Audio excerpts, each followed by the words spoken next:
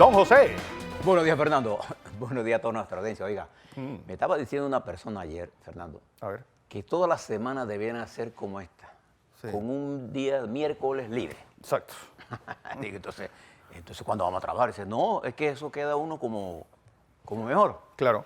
En realidad no quedamos como mejor, quedamos como perdidos. Tenemos como perdidos. Sí, todavía no sabemos si hoy es No viernes, sabes si lunes, martes levantarte o no miércoles. levantarte. Pero bueno, aquí estamos Sí. con ustedes.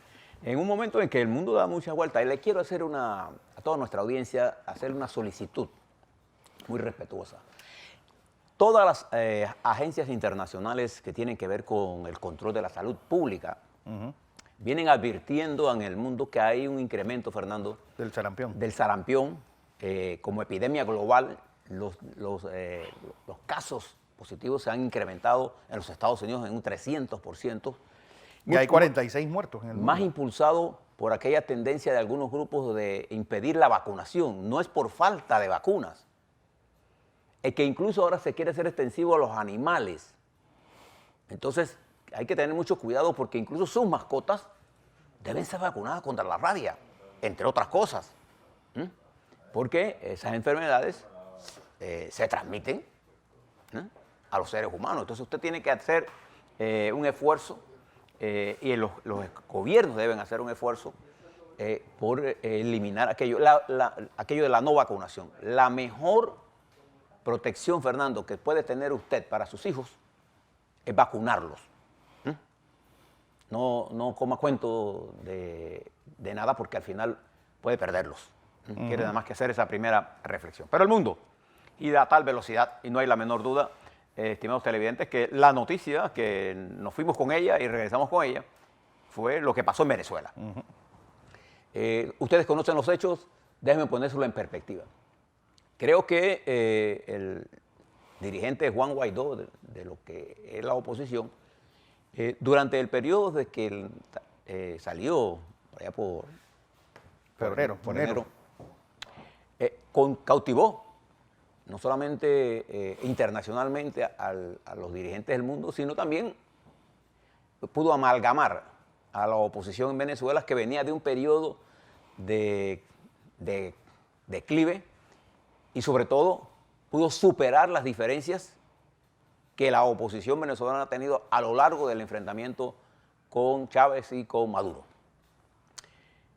Creo que el proceso de confrontación, el proceso de deterioro se ha venido madurando y se ha venido deteriorando, tanto la sociedad en general como las fuerzas gubernamentales enfrentan serios problemas para poder ejercer su mandato, bien sea por la intervención internacional, en algunas veces más allá de lo que realmente señalan las leyes internacionales, y algunas veces impulsadas a América Latina por la necesidad de estabilizar un país hermano.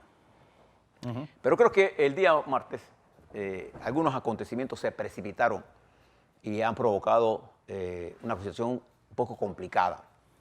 Todo el mundo pensó que había un golpe. Que nadie sabía qué era. Y que no ocurrió en la Pigota. O sea, hay que tener mucho cuidado. En la Carlota. Perdón, en la Carlota. La Pigota acá en Colombia. En Colombia. Estoy hablando de otra cosa. Hay que tener mucho cuidado con las informaciones. En primer lugar, creo que hay un ascenso del descontento global en Venezuela que afecta también al gobierno y a los militares venezolanos. Eso es un hecho. Creo que no dejaron madurar la confrontación y lo que hicieron fue abortarla. El golpe de Estado como tal, podemos decir que fracasó, esta intentona. Y lo que ha presentado esto ha sido una especie de incremento de la represión hacia las fuerzas democráticas de la oposición. Y el incremento de la intervención norteamericana lo único que hace es darle municiones a los radicales del chavismo.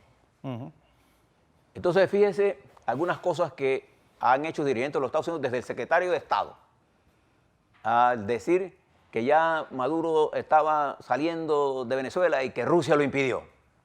Noticias que realmente, los que conocemos cómo opera los Estados Unidos, eso parece sin duda alguna más una contrainformación con el interés de meter división a las fuerzas en Venezuela, pero que lo haga los Estados Unidos lo que hace es impedir que se produzca la decisión. Que lo haga Guaidó tendría más efecto. Entonces los Estados Unidos es el que viene dando información de lo que va o deben ocurrir en Venezuela en vez de la oposición.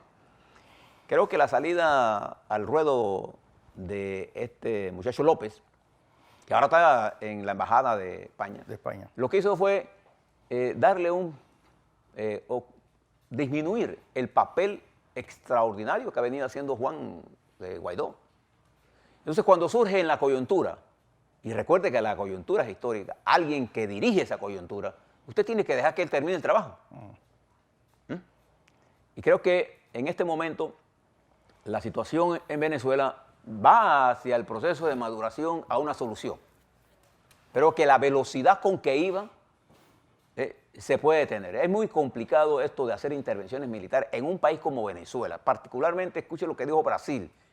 Brasil, que es el país que más poder militar tiene, lo que dijo: nosotros no nos vamos a intervenir militarmente ahí, bajo ninguna circunstancia. Le va a ser muy difícil a Colombia también, porque Colombia tiene sus propios problemas y su propia división. El gobierno de Duque no es un gobierno popular, no. Es un gobierno de minorías, es un gobierno en donde el país vive condiciones de pobreza grandes. Y es muy poco probable que América Latina pueda aportar a una salida militar. Entonces lo tendría que hacer los Estados Unidos en el momento de una polarización global. Entonces uno tiene que dejar al lado esto para ver cómo internamente los venezolanos, la oposición venezolana y el gobierno de las fuerzas que están interesadas en el cambio, en el chavismo, logran un entendimiento para resolver el problema. Creo que no desmerito lo que pasó, creo que se ha profundizado la controversia interna en las fuerzas de gobierno, pero fíjese, ayer, en el marco del 1 de mayo, a pesar de todo esto, la oposición logró movilizaciones en diferentes puntos, no masivas, pero en más de 400 puntos de Venezuela, que es bastante, movilizó el país, mientras Maduro, con éxito, hizo una movilización gigantesca en Caracas y estabilizó. Acuérdese que es como, por ejemplo, si usted quiere tomarse Panamá, tiene que tomarse la ciudad de Panamá. No importa que se tome David, el poder está aquí. Igual que si usted quiere resolver el problema de Venezuela, tiene que tomarse Caracas. Igual en Libia, si usted no se toma Trípoli, usted no resuelve el problema. De manera que creo que la situación en Venezuela sigue un proceso de maduración. Creo que los Estados Unidos debían darle más espacio a la iniciativa interna y reducir su intervención extranjera, porque lo que le está dando es fortalecimiento a las líneas más duras de chavismo que controlan el ejército. Bueno, ahora Trump lanzó una iniciativa pidiéndole a los cubanos si quieren más apertura con Estados Unidos a costa de que saquen sus manos de Venezuela. Es un camino. Pero mientras Trump aprieta a Cuba y Cuba monta un evento de masas, y fíjese cómo lo monta, en solidaridad con Venezuela, o sea, retando a Trump. Creo que el camino, hay en los Estados Unidos una falta de estrategia, porque no hay mentes sensatas mirando esto. Mientras fíjese lo que pasa en los Estados Unidos ayer, mientras nosotros estamos aquí de 1 de mayo, el procurador general o secretario de Justicia, William Barr, comparece ante el Senado de los Estados Unidos y en una polarizada reunión del comité, los republicanos defendiéndolo y los demócratas al ataque, quedaron evidenciadas varias cosas. Uno, que la carta que el resumen que el señor Barr hizo público en 4 hojas, no refleja las investigaciones de Mueller, que ya le había entregado desde marzo su preocupación de que su carta no reflejaba lo que las investigaciones habían hecho, y el New York Times publica la carta de Mueller en la que él dice que el señor Barr, el fiscal general, ha tergiversado sus investigaciones. Y esto crea una controversia dura. Después de una agria conversación en comparecencia ante el Senado, el señor Barr decide hoy no participar en la comparecencia ante el comité en la Cámara de Representantes, y ahora viene una confrontación nuevamente entre la justicia, el legislativo en este problema ¿cómo se llama?, de profundización de la crisis institucional que atraviesa a los Estados Unidos también. Y esto no parece tener una solución de corto plazo, lo que sí es que se está polarizando la discusión. Y simultáneo a que esto está pasando en esta comparecencia que se transmitió por casi la mayoría de las cadenas globales, hoy, 2 de mayo, entra en vigencia la decisión de los Estados Unidos de quitar todas las excepciones para la exportación del crudo iraní. Y esto vuelve a traer entonces la posición de la República Popular China, de la India y de Turquía, 3 países con diferentes concepciones de lo que es el mundo, en contra de los Estados Unidos, porque en estos países, las refinerías de estos países están adecuadas al crudo pesado que produce Irán. Y la alternativa petrolera que los Estados Unidos dará no resuelve el problema práctico en esta refinería. Entonces hay un problema práctico y hay un problema de independencia. Y ambas cosas conspiran para una confrontación y al final nosotros estaremos recibiendo ese efecto en lo que hay. Si usted quiere darse cuenta de esto, fíjese cuánto usted está pagando ahora por el combustible. Y se dará cuenta que hace unos meses, ponga que por allá por noviembre del año pasado, usted se llenaba sus tanques con menos dólares. Bueno, ahora está un 35% más alto, para que tengamos una idea de lo que esto impacta en el mundo. Hoy entra en vigencia esto y entra una nueva confrontación en el mundo.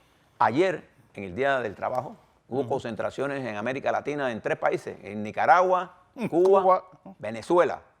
Y las otros donde hubo, en Argentina, los obreros lanzaron el llamado a una huelga general, cosa que hizo Guaidó. Pero Guaidó no tiene la capacidad porque ellos no están estructurados en los sindicatos ni en las movilizaciones para llamar a una huelga escalonada. Claro. La lucha más que nada es de carácter política e internacional con los aliados internacionales que tiene. Pero llamar a una huelga general en Venezuela es muy complicado. Pero en Argentina hubo movilizaciones contra Macri por las graves situaciones. Hubo también manifestaciones en Colombia y en otros países. En donde fue brutal la confrontación fue en Francia, en donde los chalecos amarillos, que no tenían nada que ver en este negocio, se tomaron el 1 de mayo y hubo más de 300 detenidos. Y una confrontación dura entre las fuerzas de seguridad del Estado y los manifestantes de los chalecos amarillos. Esta nueva situación que marca el mundo deja sin resolver el problema entre los Estados Unidos y China y se acrecenta ahora con este problema de Irán y que incluye ahora a la India. Si usted ve a la economía de la India y la economía china y la Turquía, que tiene más de 100 millones de habitantes, estamos hablando de economías emergentes responsables, ellas, del crecimiento global, casi del 25 a 30% del crecimiento global. Si ellos tienen un problema, el mundo va a tener un problema. Irán está en un problema serio porque su crecimiento cayó 3,5% y se espera que este año, por estas sanciones, caiga 6%. Usted se imagina el peso que esto va a tener, Fernando, estimado televidente, en la población. Y en Inglaterra, termino aquí, para irnos a lo local, adivina qué pasó. La señora Theresa May, en un arranque de autoridad, destituyó al ministro el ministro de Defensa por el liqueo que se hizo con respecto a las negociaciones que se están haciendo con Huawei por el establecimiento de la plataforma 5G. No solamente tiene el Brexit, ¿no? Ahora tiene este problema en unas relaciones entre China y el Reino Unido tensas, en la que la señora May espera tener algunas ventajas y vuelve China a ser, ¿no?, un papel importante en el mundo. A la vuelta, vamos a hablar un poco de este día último de propaganda, días de encuestas, un día después del cierre tanto del FAT como el cierre multitudinario del PRD. ¿Qué significa esto? ¿Qué dicen cómo mirar todo esto de las encuestas? Y después ¿qué debe hacer usted? Exacto.